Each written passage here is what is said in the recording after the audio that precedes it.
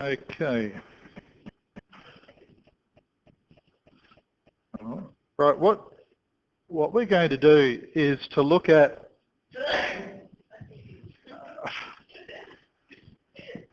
I've probably captured that on the recording. Okay. Now, who was that? Just for posterity, so I can. Who was that? Right. That's okay. Danny. Right. Now, the whole point of today's lesson is to try to explain how we can predict outcomes from chemical reactions. So we're using this idea of stoichiometry, chemical calculations, the mole concept. Now, typically, you will have a problem in chemistry where maybe chemical A will react with chemical B and it will produce chemical C and chemical D. Okay? Very straightforward chemical reaction. And the question will be, if we had 20 grams of chemical A, how much chemical C would we expect? Okay, how many grams of chemical C would we expect? Now, the way to solve that problem is to use stoichiometry. And you've already done something like this. You did this with experiment 1, the sodium carbonate hydrochloric acid reaction. You calculated how much sodium carbonate there was initially, you predicted how much carbon dioxide could be produced, and you used stoichiometry to do that. You may not have been aware that that's what you were doing, but that's what you did. You were using stoichiometry to do that. The thing I want you to understand about this is that the critical part of the whole process, the most important thing about all the calculations is this equation. Because that equation links all the chemicals together that are involved, but it also links the quantities of the chemicals.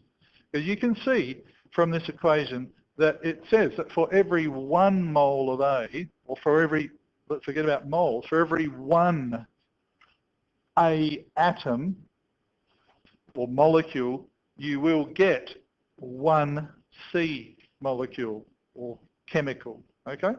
Because that's what the equation shows us. For every 1 of these A's, you need 1 B, you'll get 1 C, and you'll get 1 D. So the equation gives us that ratio. This is a ratio. This ratio is called the mole ratio. Because moles is just a number of atoms. It's a big number of atoms, 6.02 by 10 to the 23. It's a big number of atoms, but it's just a number. And that's what the equation shows you as well. That represents 1A, 1 lot of A, 1 number of A. So it can be 1 mole of A, it can be 1 atom of A, it can be 1 molecule of A. It's a number. But it does not mean that 20 grams of A will give you 20 grams of C. No, this is a mass, okay? So the ratio you get from the equation is a mole ratio, a number of atoms ratio. It's not a mass ratio. So don't ever look at the equation and think, oh, 1 kilogram of this will give me 1 kilogram of that. No, because we know that A is a molecule that weighs differently to C, which might be a different molecule. Different atoms weigh different things, okay? So the equation will only ever give you a mole ratio, not a mass ratio. And so all the problems become really, really simple as a result if you can find the ratio, the combining ratios.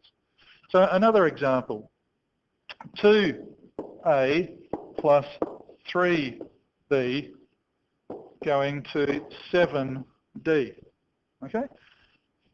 A and B are molecules, they combine together, they make one bigger molecule that we'll call D. Now from this equation, again, you're given the ratios of the atoms or molecules that are involved, not the ratios of the masses. But it says here that for every 2 lots of A, you will need 3 lots of B, so 2 to 3, the number in front of the equation, and this will give you 7 lots of D. Now this is incredibly powerful because if we know that this is a mole ratio, then all you have to do is turn whatever quantity you're given, whether it's grams, and you'll learn later, volumes or densities, or you'll learn a whole range of different things that you can use. You just have to turn them into moles. And if we discover that we've got a certain amount of grams of A that turns out to be 2 moles of A, then instantly, as soon as you're into the equation, you can predict everything else. You can predict that you will need 3 moles of B and you will get 7 moles of D. So the critical thing is to find these ratios, okay? If you can find those ratios, then all the problems are solved. And the ratios come from the balanced equation. So the balanced equation is very important. In Year 10, we practiced balancing equations. Some students started working on balancing equations in Year 8, and Year 9, Year 10. You will continue to practice balancing equations. Why? Because this is an example of where if you don't balance it correctly, you are completely stuffed. You will not ever get the right answer. Okay, so you have to know how to balance the equations. Fortunately for you, most of the equations that are given are actually going to be already balanced. There are only a few equations in your course that you have to predict the products and then balance them yourselves. But we'll go through each of those again this year. Okay, so now let's look at specifics. Some specific examples of problems that you're likely to get. You're going to get problems that are mass problems. Mass problems. Now that means that you'll be given a mass and you'll have to calculate a mass. Okay? So you can only do that, not from a mass ratio, but from a mole ratio. You have to turn one mass into moles, use a ratio, find the moles of the other things, turn it back into mass. The pathway through this is through the mole ratio. Now this is a terrifying slide when you first see it, but I hope that you find it a really useful tool. Eventually I hope that you actually never use it. But as a scaffold initially to help solve problems, I think it's a very useful tool. Forget about all of the complexities of it. Because we're looking at mass problems, we're going to be given the mass of one substance and asked to find the mass of another. So the only part of this tool that we're interested in really is the mass of one problem, the mass of one chemical,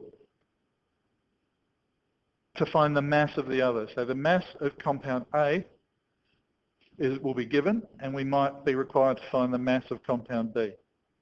And you follow this tool through, you find a pathway through from one to the other. And what the tool tells you is what you have to do to get there. So if you're given the mass of compound A, you find the molar mass of compound A, and you turn it into the moles of compound A.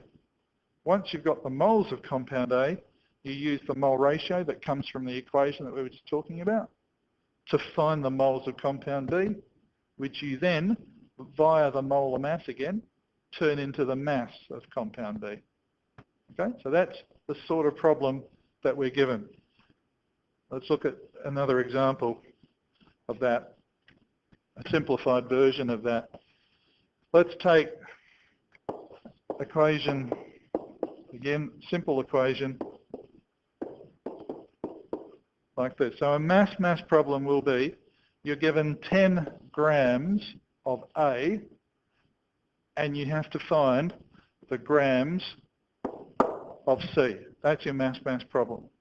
But you can see from the equation that the ratio is 1 to 1 to 1 to 1, but that's a mole ratio. Okay, mole ratio. It is not masses. It's moles. So we have to turn this mass into moles before we can use that ratio. And that's really simple. You have already learnt that if you're given a mass, you use this formula, little m over capital M. Little m is grams. Capital M is the molar mass, which is grams per mole. Okay?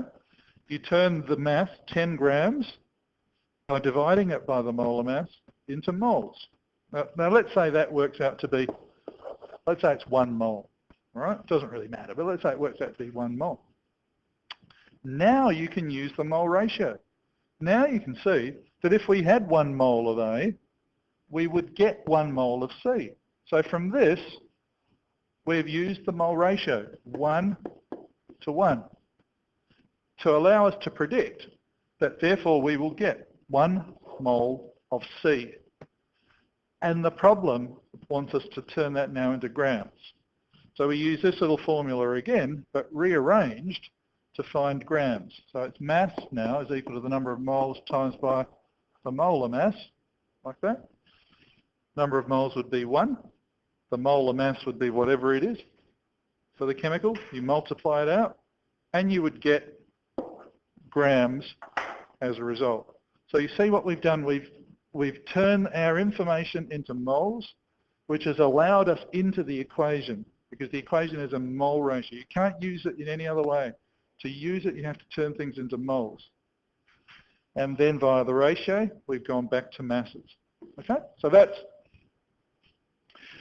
essentially what this tool is showing us. It's saying that if we have the mass of something, we divide it by the molar mass to get moles. We use the mole ratio to find the moles of the required substance, and we multiply it by the molar mass now to get the mass of compound. So we're just in this part of the diagram. As we progress through the course, you will learn a whole lot of other formulae that will allow you into the critical part of this tool, which is that center, that bridge between what's given and what's required. To get there, you need the mole ratio, and that only comes from the equation. So the equation is really important. Okay, I've basically gone through these slides, so I'm not going to go through each of the little bits. I've used the term required and given, so you should be able to predict what the required chemical is and what the given chemical is. Can I say one important thing about every stoichiometry problem? Students get terribly frustrated with this because they don't know how to, they basically don't know how to get into the tool, to get to that point. You can't solve a problem. There's no stoichiometry problem on Earth that you can solve unless you can turn whatever information you're given into the moles of something. There will always be something there that will allow you to find the moles of something. And then once you've got that, you can then use the equation and then do anything else after that, okay? So let's skip to, so I've been through how to use the tool already. Let's skip through to a particular example. This is a summary of of what you would do. Turn mass into moles, use mole ratio to get the moles, then multiply by molar mass to get mass. Let's look at a specific example. So we're on slide 31 now. A specific example. Typical problem. Glucose burns in oxygen to form carbon dioxide and water. The equation is given. You should be able to balance this equation if it's not already balanced. In fact, you should be able to produce this equation even if it's not given to you, because when something burns, it burns in oxygen and it produces oxygenated products. So all the carbon that's there turns into carbon dioxide with oxygen attached to it. All the hydrogen that's in there turns into water with oxygen attached to it. Fully oxygenated products.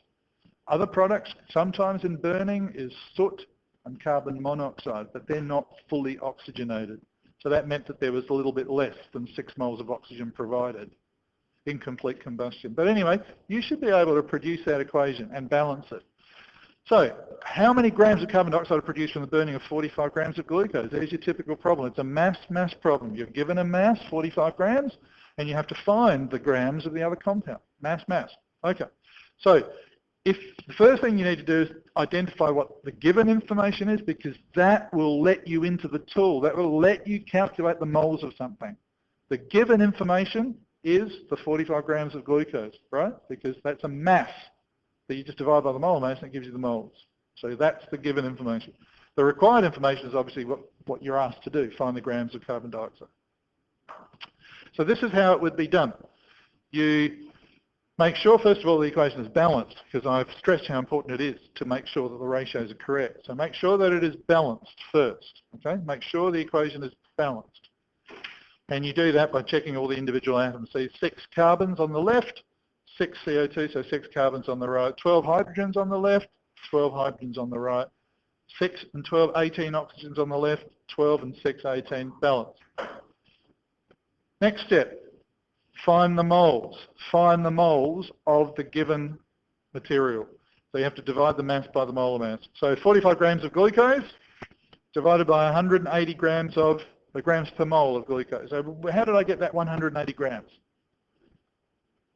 From the formula? Yeah, you have to do what with that? Sorry? You add up the individual relative atomic masses. Very well done. Good. So you have to add up all the, according to the formula, there are 6 carbons, that weighs 12.01 each, so times that by 6, 1.01 for each of the hydrogens, 16 for each of the oxygens. Tally it all up, you get 180. Okay, 180. Now that's the number of moles of glucose. Now we are at this point in the, we're at this point now in the tool. We've gone from mass to moles of glucose. We now need the mole ratio to find moles of carbon dioxide. So the mole ratio was 6 to 1. Ratios are always expressed as the required over the given. A mole ratio should always be used as the required substance over the given. And where did these numbers come from, the 6 and the 1? Where did they come from? The 6 and the 1. The ratio from the equation. See, 6 for the carbon dioxide, 1 for the glucose. So that's the mole ratio. So it's always the required over the given. Okay, so we're just timesing it by the mole ratio. Now what that gives us is the number of moles of carbon dioxide. And the next step is to find the mass of carbon dioxide, because the question is a mass problem. So now that we've got the moles of carbon dioxide, we just simply times that by the molar mass of carbon dioxide to find what the overall grams were, and the answer is 66.0 grams. Why only 3 sig figs? Why must I express it here to 3 sig figs? So it is 3 sig figs, you agree, don't you? 1, 2, the 0 is significant, otherwise it wouldn't be shown. Yes. Yeah. Well, at least the least number of significant figures is 3 sig figs, for sure. That's 3 sig figs. This is 4. These are counting numbers exact. They're not, you know, they don't have significant figures. That's 3 sig figs. So when you multiply things out or divide, it must be reduced to the least number of significant figures, 3. Good. Okay. Yes. But the 180, that's unproportional. Hydrogen is 1.3. Yes. Yes. This is not absolutely correct. You have to use the values that are shown in your data booklet, and so you would have to keep that. But relative atomic masses are constants and don't actually have significant figures attached to them. You don't round off on the basis of your relative atomic mass. Yeah. Okay, another example. Mass. What's the mass of barium chloride required to react with 48.6 grams of sodium phosphate? Again, this would be a typical chemical engineering problem. Like the sodium phosphate here might be the raw material, and it has to get turned into maybe barium phosphate by some chemical process, okay? So that's how much raw material you've got, 48.6 grams. How much of the other ingredient is necessary to turn it into the required chemical, for example? So you need to work out this time how much barium chloride is required.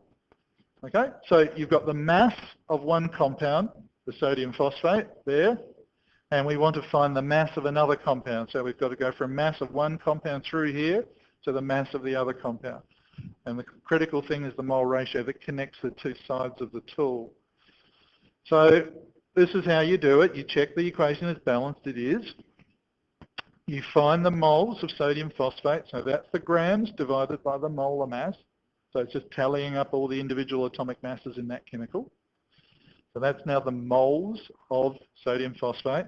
We multiply it by the mole ratio, and see, again, it's the required over the given. We want to find the barium chloride, so that's on the top line. We are given the sodium phosphate, so that's on the bottom line. And the ratio is 3/2. And then you multiply it also by the molar mass of barium chloride to eventually turn it into grams of barium chloride.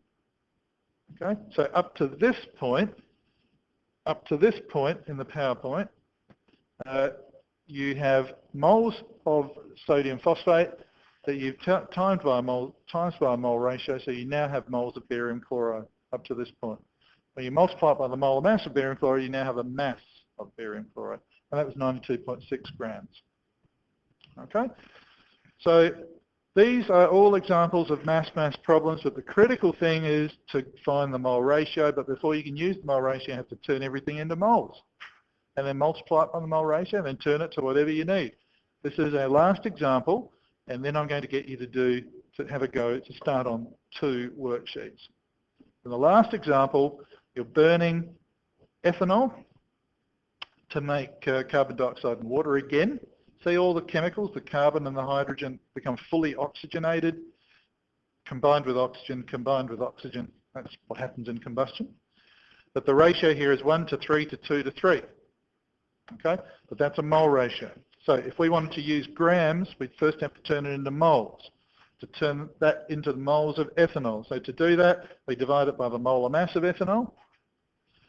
We wanted to find the mass of carbon dioxide, so we now have to use mole ratios. So 2/1, that came from the equation. And then we times it by 44 to eventually give us the mass of carbon dioxide. Okay, so are there any questions about that? So that's how we would do these problems. These are mass-mass problems. Now, you should be able to do worksheets 3 and 4 now. If you haven't finished worksheet 2, leave it. Start worksheet 3 today. Don't forget worksheet 2. Go back and finish it. And then as soon as you finish worksheet 3, go into worksheet 4. All the solutions are provided if you get stuck. But if you're not sure, please ask. Okay.